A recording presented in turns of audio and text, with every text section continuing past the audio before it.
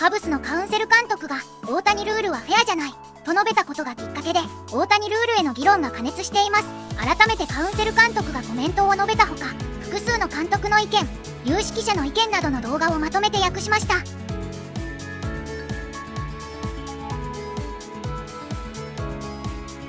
Your comments, Scott, about the Ohtani rule seem to have taken a life of its own since however you answered it last week. I don't know. I have no idea if it's got traction or not. It has gotten some traction, but just curious, what prompted that answer now, Craig? Well, I answered a different question, actually. The question I answered had nothing to do with that. So I was answering a different question, but what sometimes happens is when you answer a question, whatever's more interesting about your answer is the part that gets printed. Do you feel like it is an unfair advantage? Look, this is not a Dodger thing. It's not an Ohtani thing. It is a bad rule. Which part of the rules rub you the wrong way? That's it. I mean, you guys figure it out. It's a good discussion. It's an interesting discussion, and I think that it's worth discussing too. Yeah.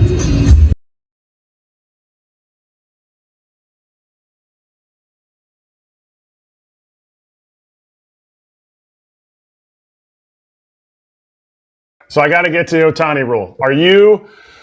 Do you think first of all, your opinion of it. Second of all, where do you think the majority of managers not named Dave Roberts stand on the Ohtani rule?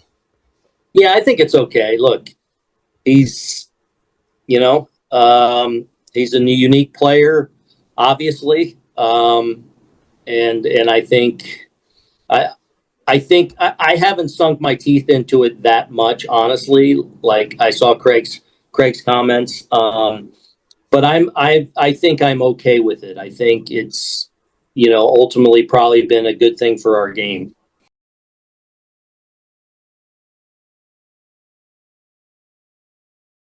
I mean, you got good players. The better the player is, the more advantages you have. So I think you could sit there and debate it, but the bottom line is Willie's out there taking ground balls right now. When you get Willie, you don't just get a defender at short, you get an offensive threat too. So just kind of comes with the territory of getting the guys you got, and you got to make the most of your roster. So maybe Drew Gilbert or Will Brennan, two high school studs, will get an inning out there. Or maybe we should go back in time and wonder if Brandon Belt got cheated a little bit and didn't get to pitch here. I know he felt like he should have done that. I'm saying that tongue-in-cheek. I think Brandon Belt did just fine for himself here. Is that unfair at all?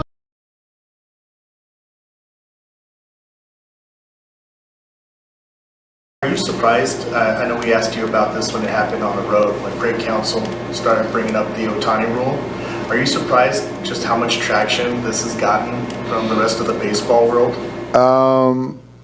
Not surprised. That's kind of what happens these days, when you say certain things. Yeah, it was just more of, and I don't think he meant it really maliciously. I mean, they're going through it on the pitching side, but again, this is a rule that's applicable to Shohei. It's not a Dodger rule, right? I mean, this was implemented when he was with the Angels, and so, yeah, but not surprising because he's a very important player, so it gets a lot of attention.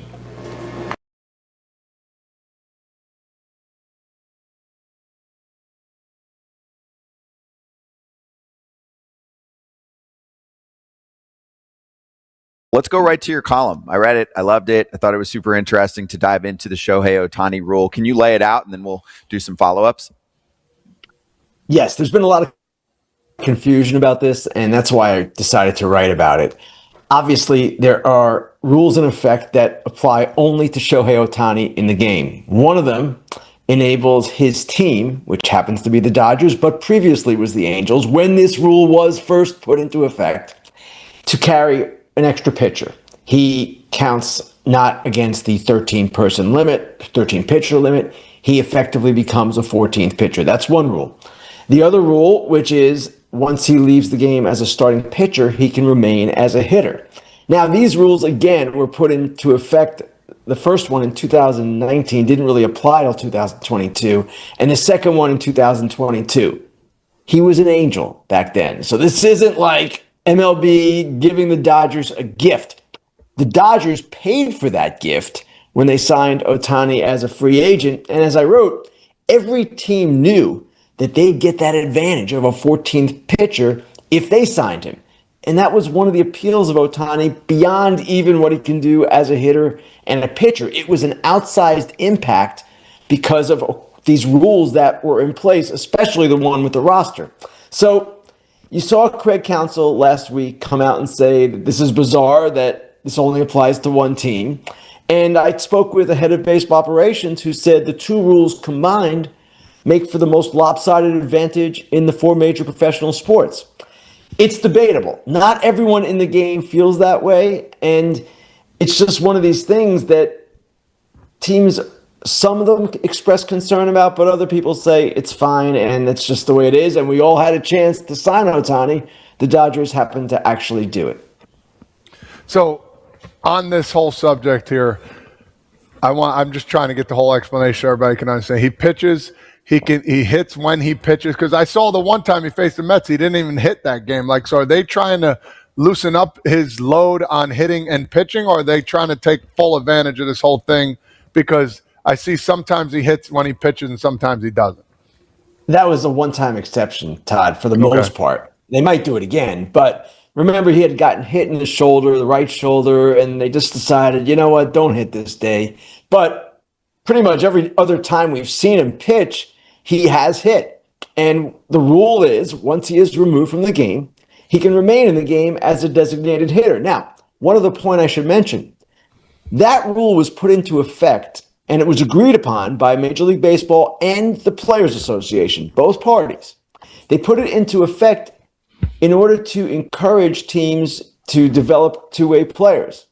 That really hasn't happened. We have some guys in the game who were two-way players in college. Jack Caglione, Bryce Eldridge, minor league top prospect for the Giants, and there are others. But teams, for the most part, Nolan McClain being a third, by the way, teams, for the most part, have guided these guys to one path or the other, and the players have taken that path or preferred to take that path because it's quicker to get to the majors doing one thing than both.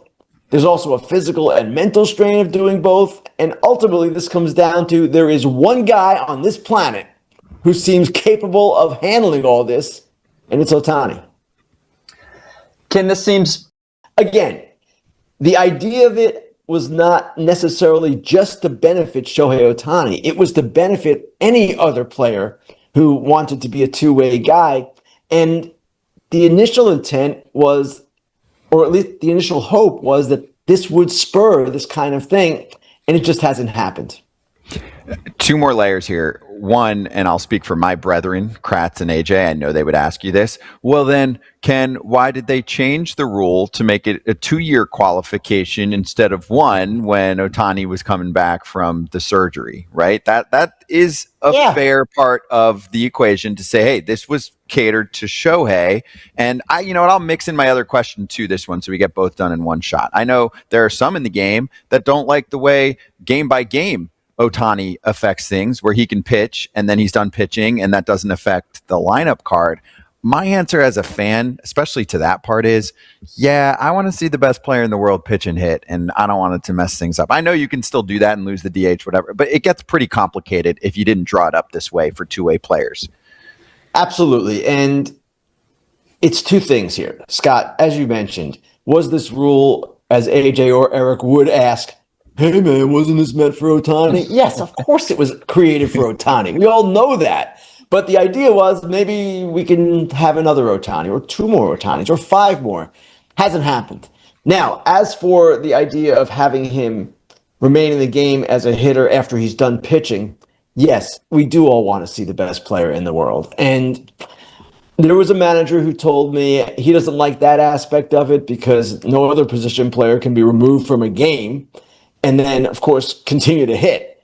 But that part of it, to me, is something that you're doing for the fans as well. And it's just something that benefits the game overall. Does it give the Dodgers an advantage? Yes. it gave the Angels an advantage when this rule was originally put in, and the Angels weren't smart enough to keep this guy.